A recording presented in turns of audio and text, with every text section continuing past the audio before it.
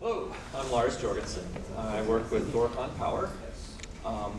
We view competition a little differently. We are not in competition with AP1000s and other nuclear power plants. Our target is coal power plants. If you look at the total power being deployed around the world and the total existing power, coal wins about 2/3 of the time. Though that's our target. So that's what we're shooting for. This chart shows from the US Energy Information Agency, the solid blue line is the total electricity consumed in the world over time. The units on the y-axis are gigawatts. So you can translate that to however many terawatt hours a year, but I think of gigawatts because I think of 1 gigawatt power plants as a nice unit. Makes it easier for me to think. So you could kind of think of this as how many power plants do we need? The black line is the amount of electricity supplied by fossil fuel. This is not a race against other nuclear power plants. This is a race against the fossil power plants. If we're going to win, and we're going to go for big, we've got to go for that target, not competing against the other nuclear guys. So our target, what we're looking at, I extended that out with their forecasts, with the dotted line, and then I drew it out to go a little further than 2040 because in utilities, electricity, 2040 is kind of in the very near term. We've got to look a lot further out because we're going to build things that last 100 years. So just as a crude guess, I say Californians will use about a kilowatt of electricity on average per person. Average out between all the commercial and the private comes out about a kilowatt. The rest of the US is a little higher. Europe is around a kilowatt. So kilowatt sounds like a nice round number. And that applies to maybe 2 billion people in the world. Worldwide, we got maybe 20% of our electricity supplied. 80% of it is greenfield. Brand new, we're competing head to head. Not the replacement market. But it's also growing right now. I mean, China already had a huge growth. The rest of the world is poised. If you go country by country, you can see they're on that cusp. They're starting to climb. Coming in 20 years from now or 30 years from now, you will be competing against coal plants that are already installed. That's a lot tougher competition. So we've got to keep a sharp focus on getting it in low cost and getting it in as soon as possible. We've come up with 2 versions of our power plant. And unlike Walter, I'm not going to try to do a 3-hour presentation in 15 minutes. So hopefully we'll get another chance so we can talk a little more specifically about the power plant. You can also find it on the web. But we have 2 versions. One that's based on a barge that we get to manufacture the entire power plant at the factory. Use the ocean as our freeway to carry it, so we get away from a lot of constraints of trying to do rail or road-based transport, and be able to ballast it down and sit it on the seabed, or dig a canal and ballast it down and sit it there. So it is land-based, but very, very close to the shore. We can also do land-based if you want to go further in. It's less steel, so it costs a little bit less, but it is more dependent on local labor. One of the nice things about barge-based is that we get the entire thing built with factory labor, which helps a lot with the certainty on cost and certainty on schedule. But it is the same basic design. To understand things, you need to really understand what is the driver motivation. What are the things that are sitting on the top of our minds when we're trying to design this? And the first one is safety.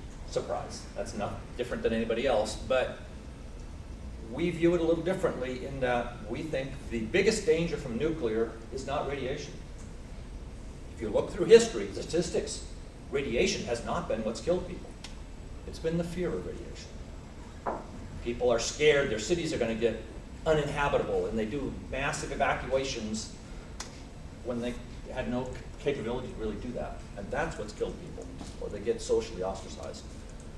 We think that as a company, we need to be responsible to try to directly address that and encourage the government and the press to also directly address it. We can't do the whole thing, but we have a role to play. So I think you'll see in most 4th generation reactors, there's a lot more control over how far radiation could spread. We really would like to achieve the 0 footprint so that even in the worst case accident, radiation doesn't spread any farther than you can literally throw it. We'll have to have some tests to actually see that. We also believe in actually testing things. Not in a computer, but live, real tests, like they do with big planes. When they had the 787, they took it out and they actually had a test pilot fly it, and they discovered there was a software bug that put it into a death spiral. Fortunately, they had a real skilled test pilot on there that could take it out of auto fly and fly it himself and pull it out. Not what most of your pilots could have done. We think we need to have very high production, volume production, able to go to the 100 gigawatts a year if that's what if the market is there for us. Compete with coal on price and deploy quickly, and I'm going to skip the rest.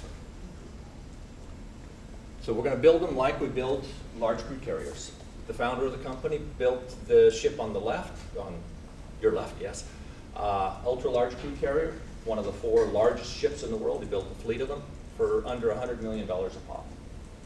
Those things are about 50% larger than our power plant. And our power plant is built very much similar to it. On the right is a picture of a barge-based power plant at 1 gigawatt. Together, all that stuff is about the same as the one crude carrier. So reasonable target for the building, not all the fuel and everything exotic inside, but the whole structure is coming in $100 to $200 million for a gigawatt. So we build it all on an assembly line. There's a picture of a shipyard in Korea that we used to build those ships, and we'll use the same shipyard or one very like it to build the power plants. So the idea is we build it there, we ship it, we have a can ship that brings the fuel back and forth, and then a recycling center. And I need to speed up more. So that's just a picture of what it looks like inside. That's the whole power plant. So you start, as with most power plants, the nuclear island is small, generator, and the pumps for cooling, and then out here is where the housing is for people. But the focus is we've got to go now because that's when the opportunity is. I spend more time than my wife likes, than I enjoy actually, in Indonesia. That's where we're targeting as our first market. In going there, it's a lot of relationship building. You'll find, or what we have found is that they are welcoming to people who respect them. So our plan is to actually build the plant, build the factory there, and build it up as an Indonesian power plant. So building up their regulatory regime and building up their skills to be able to actually build it and make it more of an Asian cooperative power plant, because that's where we see the market. Okay. Questions? We were gonna, yeah. The idea that it's the fear of radiation, I do understand that point. You know, when they evacuated Fukushima, that caused a lot of deaths and it was unnecessary. But radiation has caused deaths. Sure, it has. So it's not an insignificant. No, you. So that can't get lost. So there is a reason why we know he's so safe. That is true. However, the public perception of radiation is dramatically exaggerated. And that exaggeration is a danger. It causes them to do things like, we actually in California experienced people having bodily harm from Fukushima. Why? Because they overdosed on iodine. You know, the whole evacuation in Fukushima, not only in retrospect can you say it was dumb, at the time you could say it was dumb. It was not a clever thing to do at all. Even Chernobyl, the majority of harm there was done from the social ostracization and people just giving up on life and getting drunk because they thought that they were doomed by the radiation exposure they had. So yes, radiation is a danger. Yes, you have to really work with it carefully. But even with light water reactors, we've already done that and more. The big danger, by 1,000-fold, is the fear, not the radiation, at today's safety levels.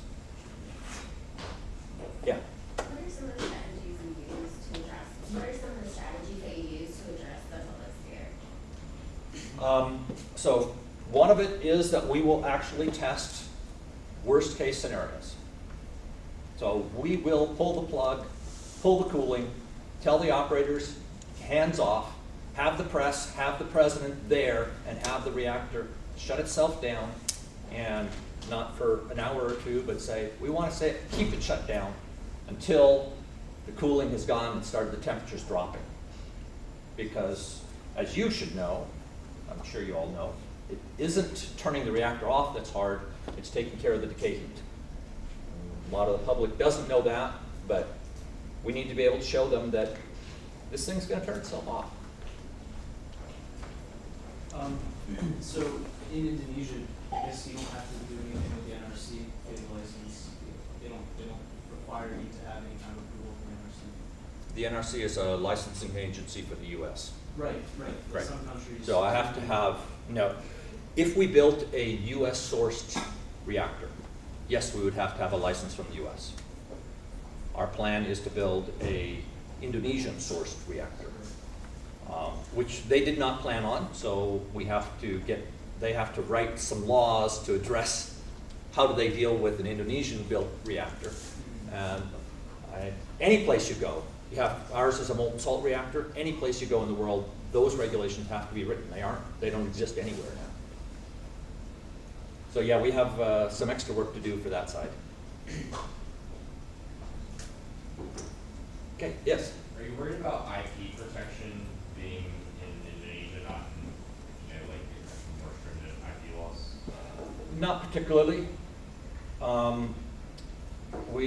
come from the semiconductor industry, and the best form of IP is to go fast.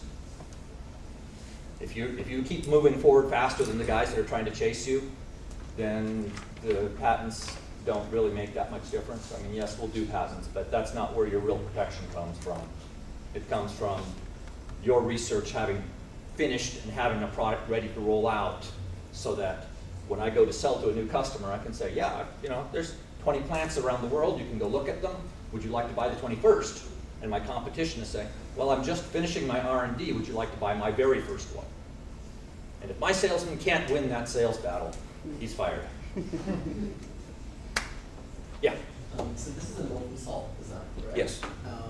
The auxiliary systems for the primary loop stuff, are you going to be contracting that work, or is that all in-house? The design of the heat exchanger for this is there? The heat exchanger itself will be built by a heat exchanger company.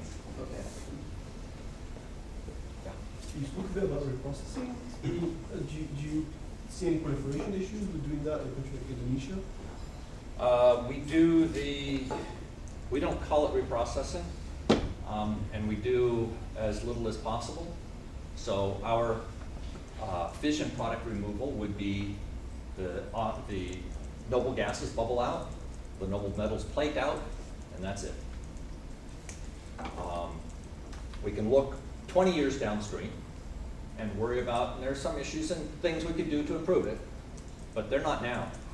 Or correct me if I'm wrong, but I think the plan is that there would be some kind of central repository eventually for the used cans. Yes. And is that part of the negotiations with Indonesia to do on-site storage or some kind of waste? We do as little on power plant site storage as possible. There is a recycling center, and Indonesia's plans for a waste repository is to take one of their islands. They have 16,000 islands, of which about 6,000 are completely uninhabited. So it is, under their policy, that is their responsibility, although we would expect we're going to be deeply involved. I may have missed it on your slides, but what is your approximate timeline and cost? Building, it seems you're in regulatory structure, building a prototype for a commercial plant. And then to follow on to that, how do you intend to move into the global markets, into actual countries that have regulatory systems that you have to work under and things like that? So the timeline is in the next year, we're going out to bids, finishing up the design. Then year 2, we're building a pre-fission prototype. That takes about 1 year to build.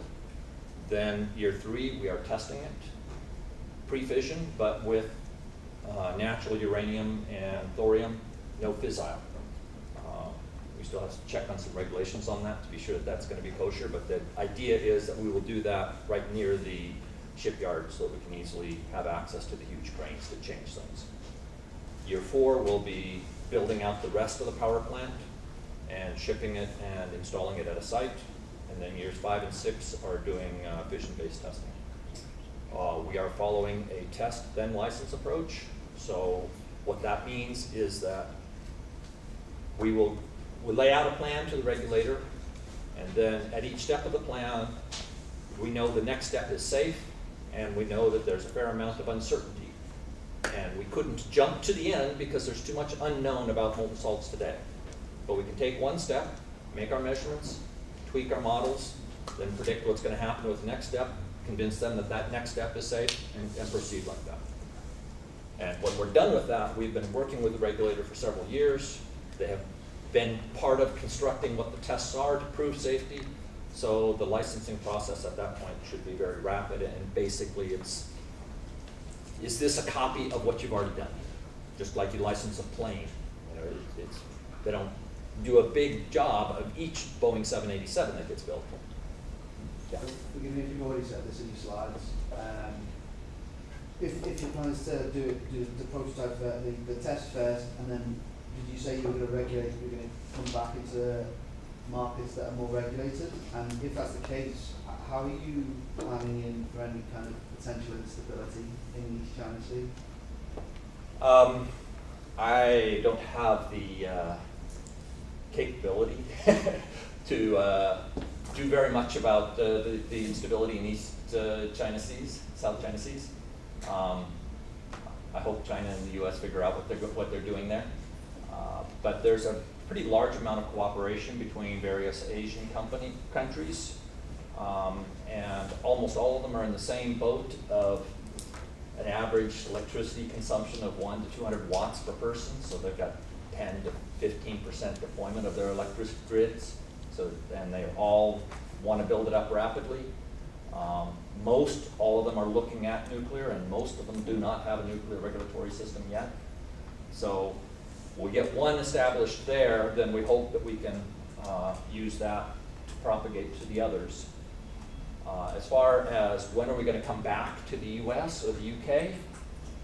Someday. That's not on the list of priorities. UK maybe is probably before the US, just because the UK is going to be in more dire need.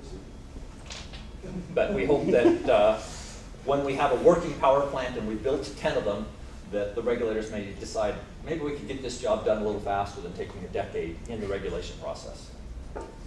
If not, there are 200 countries in the world. Okay. I think I've taken more than my time, but most of it was questions, so that's good.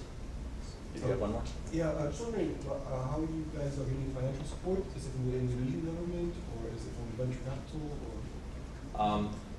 It is so far from private investors.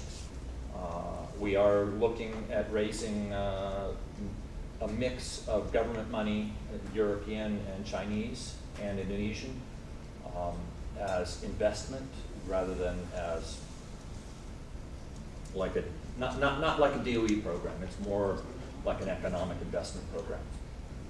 But that's probably the toughest nut at this point. Used to be getting the regulatory approval, and I think we've been working with the regulators there and got that past that part. So technical was the easiest. I think we're getting pretty settled for the country and the regulation, and so the economics are now where my partner is. Okay. Then thank you very much, and I think I'll turn it over to you. Canon Bryan, I'm the CFO of Terrestrial Energy. We're building a molten salt reactor, same as my esteemed colleague here, Lars. We're doing ours a little bit differently than Thorcon. And I'm here to talk to you today about the topic, global. So I should explain, I didn't know I was going to be doing this talk until a couple days ago. So I literally had to throw something together quickly. So if it looks really mediocre, now you know why. This is my big excuse. So here we go. Most important thing you have to know is if you want to go into business to sell anything, you have to go where the demand is. You have to sell where the demand is. You can't create a product and then just sell it where you happen to live, because that may not be where the demand is. So when we look at the nuclear power industry landscape globally today, we have 30 nations that have civilian nuclear power operating today, and those 30 nations have constitute 77% of world GDP.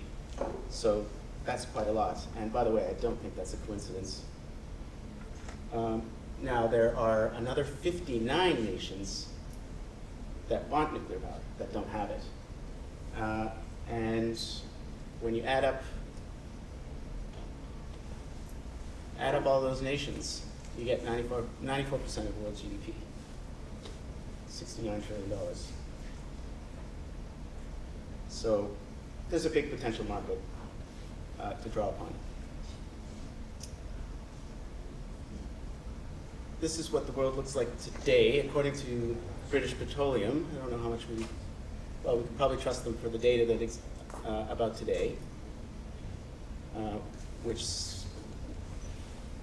as some of my colleagues have said before me, you have coal taking up a big part of the load. Fossil fuels in general constituting 83% of global energy, roughly, give or take. Now, BP is trying to tell us that coal is going to still be a very big player in 2035, and gas is going to grow a little bit. Oil is maybe going to go down a little bit. This is what they're trying to sell us.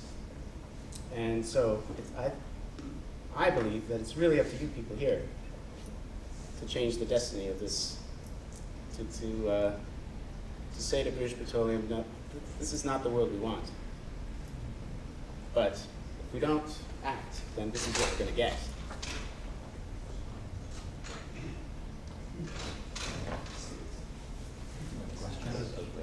Yes, sorry. Hi, sorry.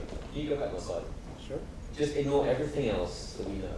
Is this just not grossly irresponsible for a start? I would basically we're still.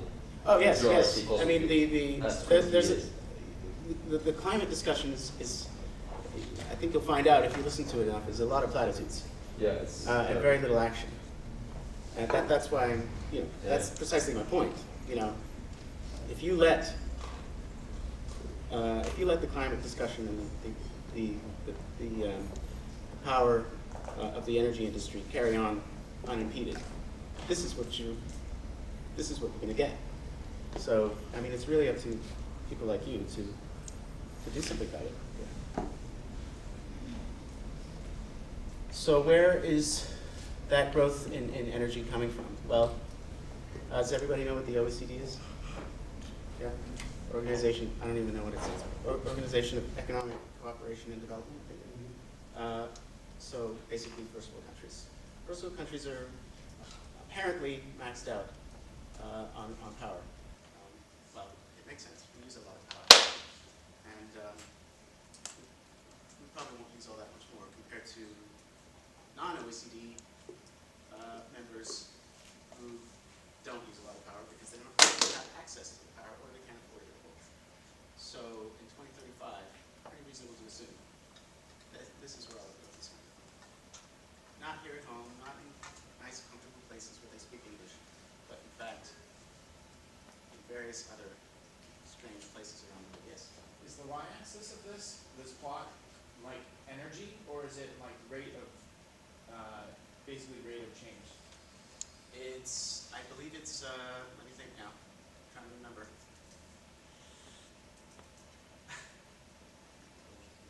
It's energy, but I have no idea. It's energy, but I Oil or what? can't remember. Sorry. Okay, no worries. I remember it being really clever when I did it, but I just can't remember. All right, so what do we got here? U.S. barely moving. EU actually going down 20 years from now, using less energy. Look at this one. India, more than doubling.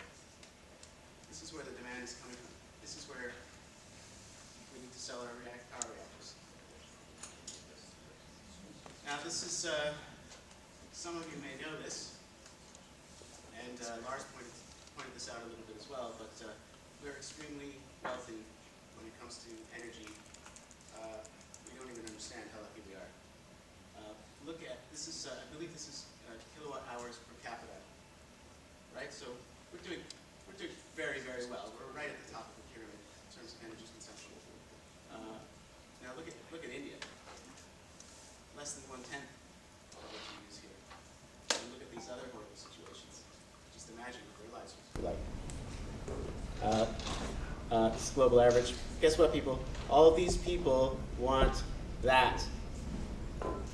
They want to have what we have. They want to have Teslas and iPhones and air conditioners. They don't have that today. They don't even have coal. A lot of these people here are burning firewood and dung to cook food.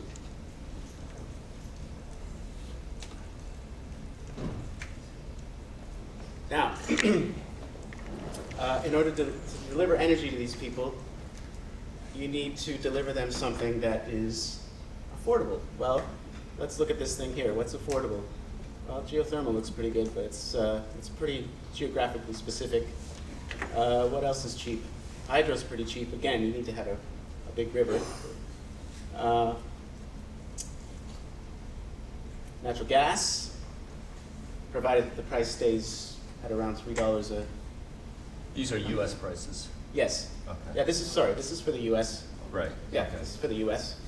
So for It's- in Asia, it's about half There, that. yeah, there are regional variants. There's regional variability, but so this is just kind of an example. Yeah. Just as an example, purely as we've been looking at the last couple of days, Diablo Canyon is actually running at around 6 cents per kilowatt hour as levelized cost. Levelized Yeah. or just operating? Well, unless they're lying to us. Or Only operating. say Diablo Canyon level, which now I think about it. Does that factor in the capex? Yeah. Well, Okay. but the capex came a long time ago. came a so while back. It may well be paid off. So, yeah, that's a good point. Yeah. So, where's our friend coal here? Conventional coal. There. Conventional coal. Yeah, conventional coal is pretty well the only dispatchable thing here that starts to make sense. So, if you remember these poor people here, they can't even afford coal. So, what does that mean? It means we need to deliver these people something they can afford. It has to be dispatchable. So that rules out a whole bunch of these. Wind, solar, hydro, geothermal. And it has to be affordable. That means sub 5 cents per kilowatt hour LCO, levelized cost. So this is kind of a graphic representation of what the tables I just showed you. So today we have, so this is the energy industry.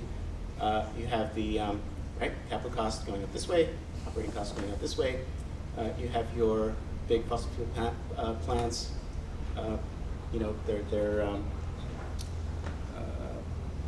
reasonably inexpensive to build. Once you build them, you have very high operating costs, most of the fuel costs. If you start putting in policy costs, then they go up a little bit more. Then over here we have conventional nuclear. They only come in one size, enormous, and the capital cost is eye-watering. But then once you build it, you have the virtue of very low and predictable operating costs.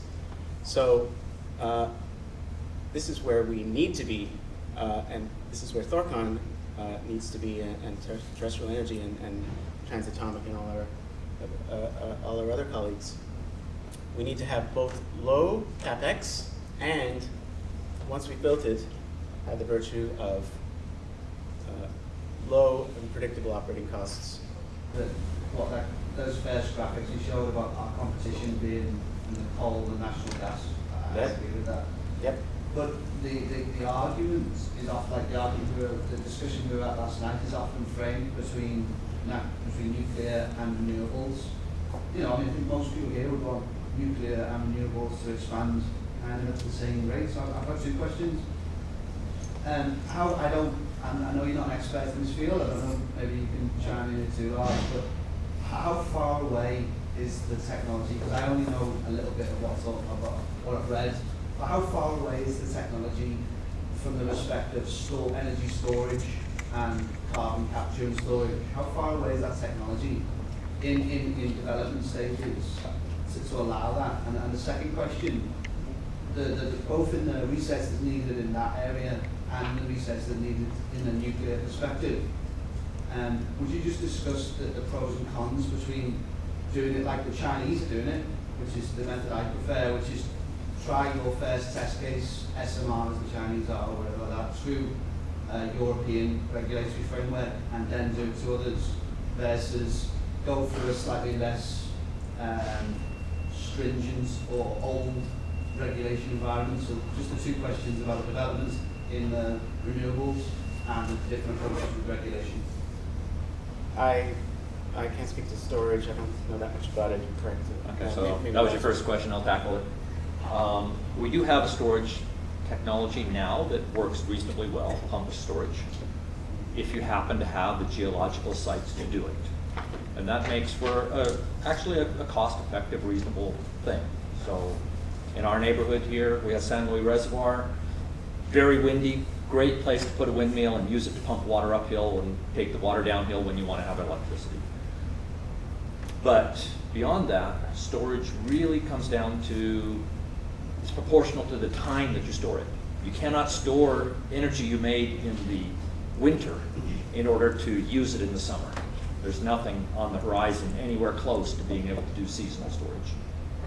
Even weekly storage is kind of out of scope. So storage is really more for the 15 minutes as the current market, maybe up to an hour or two type, level out the load over a short time, I think is the real honest area where you can do storage.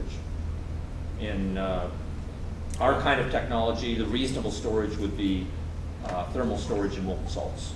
So we do have that option for the markets where they have a political commitment to renewables, and they already have the established high variability that drives into the grid.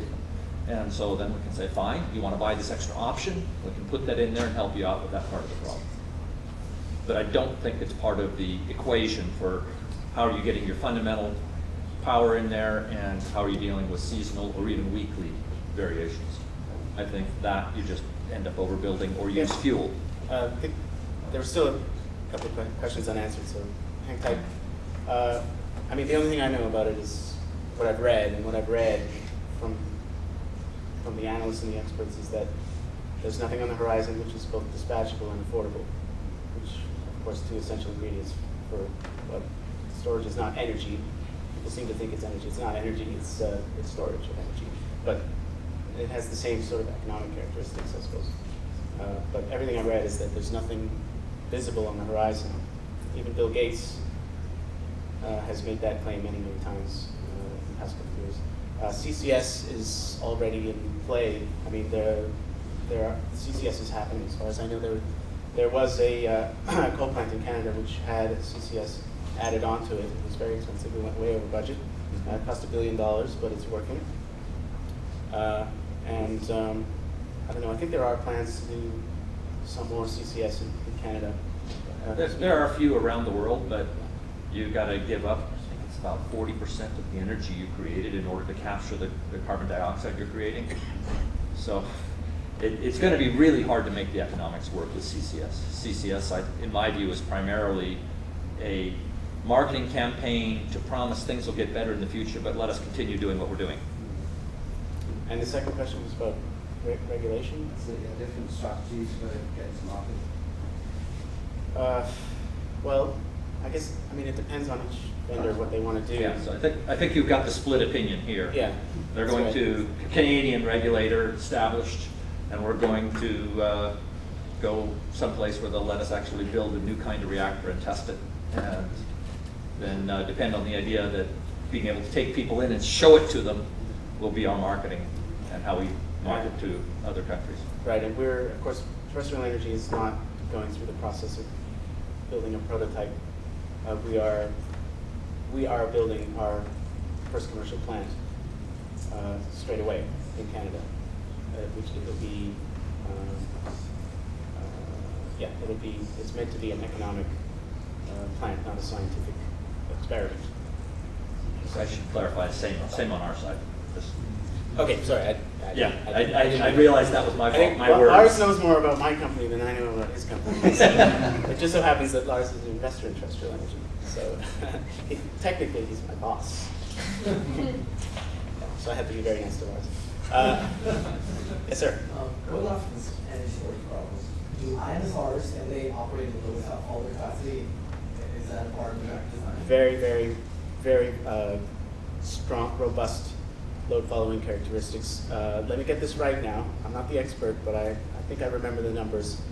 It can load, it can ramp down, you can ramp down 50% in 10 minutes. You know this? Have you heard this? That's Have you heard the this? utility standard, so I presume that's what you're shooting for. Oh, okay. 5% per minute. Yeah, and then another, and then then it gets slower. Then Right. I think it's 10% an hour. So from 50% power to 100% power, you want to ramp at about 5% per minute. But that's a simplified spec. I mean, because what's really going on for nuclear power is your ramp rate is proportional to your current power. So we draw the line at 50% and say from there and up, 5% per minute, and there from 25% to 50%, we'll go at half that speed. I don't believe conventional nuclear power has that capability to It load depends on follow where you are. that efficiently. Depends on where you are. That is the European utility requirements for new light water reactors. Is that right? Yeah. Didn't know. Sorry? They've been doing it in Germany and France since the late 80s. Yeah. Following at 5% rate, where they do 30 to 100, like they do 130, Yeah. 150, 100, depending on the age of the plant. And then in Canada, they load follow by steam dump at Bruce. Okay. And with the light water reactors, they can only do that for the first 90% or so of the fuel cycle. They can't do it for the plants that are just getting ready to refuel. And so thermal cycling of the actual the parts is considered the load cycling process, I guess, for INSRs? No idea.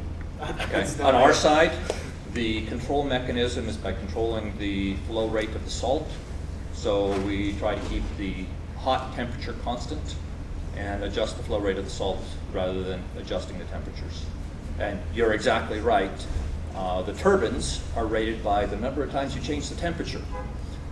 I don't care how many hours you've been running. I want to know how many times did you jerk our temperature around, and when you hit that, your limit, then you got to come in and do a big service job.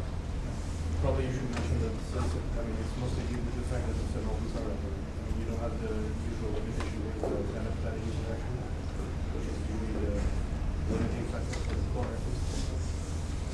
I didn't pick up everything you said, but I think it's due mostly technically to the fact that it's both multi-reactors, so you can run really fast, so that the fuel doesn't have this rapid cladding mechanical interaction. That is in most reactors. So you're basically limited by the turbines, I think. we're basically limited by the turbine side. You do have to watch a little bit with the xenon poisoning. It's not completely gone, but mostly gone. But yeah, the turbine is what's going to set how fast we can change things and how well we can control keeping the temperature the same. Any players in a global field type of questions? Okay. Kind of. I'm going to go back to my question earlier. I'm going to ask it anyway. So, back to my question about the whole. Do you want me to bring one of these no, back? no, well, you can if you want, but it's okay. Which one? Yeah, that one. Oh, this one. Why? So, let's just backtrack to say 2005. Obviously, I knew nothing about this when I was 13 years old, but why has nothing really been done in 10 years from now? Well, the recognition, I think the widespread recognition that climate So change what is a are the risk factors? is something that government policy needs to address is very new. I mean, Walter's presentation talking about COP21. Has everyone here heard of COP21, by the way? Yeah, now COP22 is coming up in Marrakesh. We're going to that. But this is just starting to enter the consciousness of governments and people. I think that's the reason. I'd say there's a couple of other reasons. One, current nuclear is expensive. It's a rich man's toy. It is not, current nuclear is not going to work in 80% of the world. Two, we have a fair amount of opposition from people who believe that renewables only is going to do the job. Kind of centered right around here at Stanford, my school. Embarrassing. It's been slow trying to get people to recognize that that's not reality, and you shouldn't bet the world on something that's not going to happen. English? From a global perspective then, is that those pies, are they ever going to change whilst, I'm not going to name them, but we all know who they are, the big gas and oil companies are not invested in seeing this technology grow? Because, Well, I mean, that's not, I don't think that's necessarily true. I think there's a possible scenario here, there's a possible pie that we don't see, which is the energy companies, we all know the energy companies invest their token amount in renewables. It's mostly a PR stunt.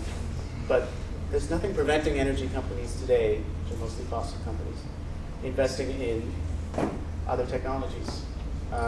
This just happened during the last time there was a boom in nuclear new builds, and ended abruptly in the early 80s. I mean, if you have countries that right now we like hand a few solar panels to and tell them like, light up a couple light bulbs, that if they actually are going eco-modernist route and they're going to build up immensely their energy in some time frame, then they would have the power to shift those numbers. Even if the U.S. doesn't really do much different, even if the UK doesn't really do much different. I'm sorry, I'm not sure I understood you correctly, but I mean, third world countries that can't even afford coal, there's no way they're going to afford solar panels, rooftop solar, unless it's being gifted to them by some philanthropist from Silicon Valley. I mean, the GDP per capita for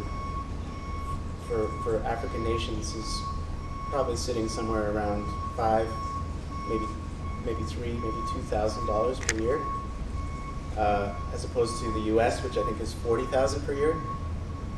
So if you're someone who lives in one of those countries, and a rooftop package with a Tesla wall battery costs $11,000, how are you going to afford that? I guess my question was more along the lines of those energy numbers. I mean, we're projecting 20 years out, and maybe I just don't know enough, or I'm just being crazy to think that 20 years would change anything. But it's sort of taking like all things constant other than the energy, right? I mean, like it's saying like everybody's in the same position. I mean, sort of the idea of eco-modernism, I would think, is that if you have some powers, you start growing much more quickly than you would. So this doesn't show you how much total energy has grown over time. It just shows you That's right. which owns which percentage of the market. And if you broke it down by country, you'd see coal decreasing in the EU and the US. But in the world, it's increasing. Yeah. Yes. Yeah, I see your point. We can't, I think it's difficult for OECD countries to in any way make a kind of judgment on this, because it's not that you can say if we were in their position we'd probably do the same. We've got a case study. Germany is in that position and they're doing exactly the same. They've got a choice between not supplying their grid enough energy or burning lignite. They're burning lignite. So It's horrible. Yeah. Yeah, which is really hilarious. Given the exact same choice, we'd do the exact same thing. Well, and the UK is not completely clean either. I mean, the US is growing trees, putting it on a boat, using oil to ship it over to the UK so they can burn it there and call that green energy. Biomass. That's it. Yeah, we get pretty silly sometimes. What's interesting about the UK grid, and I don't know if in fact you have three different time zones in the US? Makes a Yeah. difference. Yeah. Basically, I'm really sad when I watch the grid quite often at lunch. Weird. Then I look at it again throughout the day and I see how it changes, and there's a really good website for it. And when our capacity drops, so today in the UK, if it's sunny, we don't have aircon. It doesn't get that hot. We need aircon, but it doesn't get so cold that the winter's a bit different. But we have, I think, is it 9 gigawatts nuclear capacity, and our generation probably at the moment is about 30 gigawatts. We've also got a pipeline from France that brings in their electricity, which is 2 gigawatt pipeline. So actually, at the normal time of the day when people aren't using electricity, about 33 to 40% of our power is from nuclear. And then obviously renewables pick up they can. So actually, we're probably near 50% at good times of the day. I'm not saying we're perfect, but when you look at demand throughout the day, that makes a difference. And they're certainly committed in the UK to going down a route of low carbon, which includes, and they've included nuclear in their low carbon goals. Yeah. Very clearly. Yeah, so the UK has done a very much better job than Germany in saying, okay, we got to look forward, and are actually willing to pay quite a nice premium. I wish I was ready. The strike price, yeah. Yeah. Well, I didn't advocate Brexit for a number of other reasons. Is it 13, From an energy 13, reason, I think this one 13p per kilowatt hour? Is that what it is? What's that? Or 13p per kilowatt hour? 13. Isn't that what it is? The strike price? I pay 16.7. What? No, I pay 16.7. how much is No, Hinkley no, no. promised? Oh, Hinkley. Yeah, Hinkley. I thought that was 9.7. £92.50 Yeah. per Pardon me? megawatt hour. How much? How much? £92.50 per megawatt hour. Yeah, so 9.2 pence per. 9.4p. Okay. Thir- Yeah, I was thinking 13 cents. US. 13 Yeah, 13 cents cents US. US. That's why I had that number in my mind. Well, with the crash. Well, Yeah. yeah, pre-Brexit. Yeah, now 10. Now 10 cents. That's how you're adjusting and getting Hinkley cheaper. They can make it sound Very clever.